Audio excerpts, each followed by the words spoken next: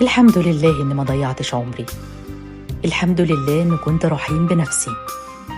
بس اسمعني دلوقتي قبل ما نكمل الطريق، فكر للحظة. إيه الحاجة اللي هتعملها النهاردة عشان لما تبص لنفسك بعد سنين تقول الكلام ده؟ هتشكر نفسك على كل مرة مرضتش تقلل فيها من قيمتك، على كل مرة سبت حاجة كانت هتوجعك أو هتاخد منك طاقتك.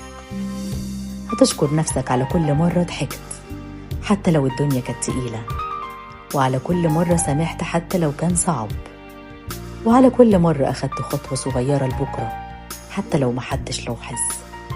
هتشكر نفسك على الصحبة اللي اخترتها، وعلى الناس اللي ابتعدت عنهم من غير ما تبص وراك.